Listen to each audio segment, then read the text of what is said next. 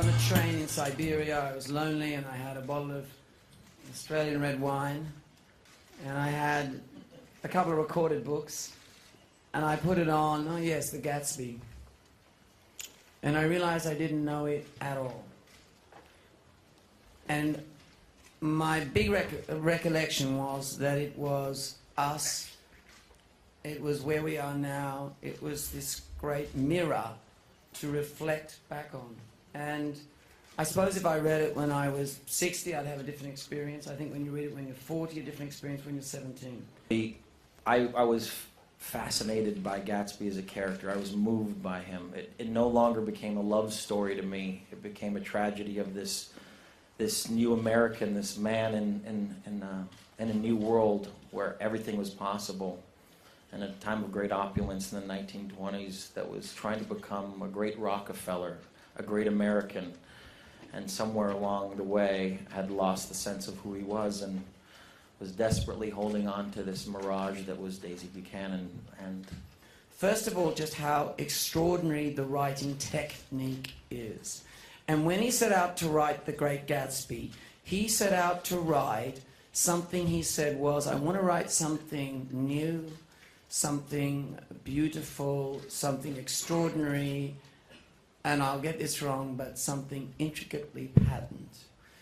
I want to write the great American novel. And he wrote it 20 miles up the road here, just up at San Rafael, while his wife was having an affair on the beach just down here, right where the Palais is. And there was a French airman buzzing their house that she was having an affair with. The thing I think about that is, which is how much of that pain and beauty went into the writing. Because I was at the premiere in the United States, and an extremely regal woman came out of the shadows, really, and she looked at me and she took me by the hands and she said, I've come all the way from Vermont. And, you know, I don't know why she sounds like Katharine Hepburn, but in my mind, I felt like I was in Golden Pond. You know, your father does love you, but I've come all the way from Vermont. She was so regal. I've come all the way from Vermont to see what you've done with my grandfather's book. And she said, I think Scott would be proud of this film because people have said, and for many years, that you cannot take his first-person narrative and make it into a film. And he said, and she said, and I think you've done that. And by the way, I loved the music. you cannot get in a room with this man and not feel inspired, not feel nostalgic, not feel like you're part of something special. He brings that out in everybody he works with, and it's infectious. And he's also not afraid to take on incredibly classic stories that are embedded in our culture, and ones that are very risky to do, you know, very risky undertakings. And throughout that whole process, no matter what he creates, no matter what world he puts it in, no matter what he adds to it, he is vigilant about getting to the essence of the drama of these great pieces of literature, whether it be Shakespeare or Fitzgerald. He's vigilant about dissecting each and every scene and getting to the truth. On a personal level, I have great affection for Leo. We're very good friends, so that certainly helps when you're playing scenes. Backing up from there and saying the kind of the relationship we have, the trust we have for each other is tremendous. So we have a real ease of communication in talking about, you know, scenes, the material. So it was Carey's idea, you know, the line in the film, she says, I wish I'd spent all... Say the line. I wish I'd done everything on earth. Take it from the top, ready? And action. What's that line? I wish I'd done everything on earth with you all my life. Although all my life you cut. But it's fine. I cannot believe she said that.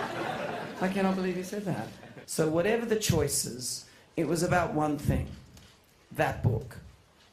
Whatever it was about one thing.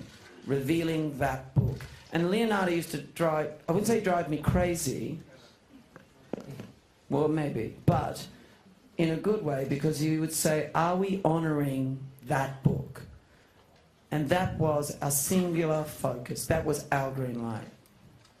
if you are asking me, if you're saying to me that films like Citizen Kane, I'm all right with that. And can I say this? Kane and Casablanca. In fact, Jeff Robinoff is here from Warner Brothers. We had a rocky moment. And in that rocky moment, I went and I sat with the team from Warner's. And Warner's is known for doing actually very big action films and at the moment and all sorts of, you know, Harry Potter and all that. I said, yes, you know, in your DNA, there's another film. And it's about a mysterious guy and it's a love story, and yet somehow it's about something much more than that, and it's called Casablanca. You know, Fitzgerald put music front and center in his novel.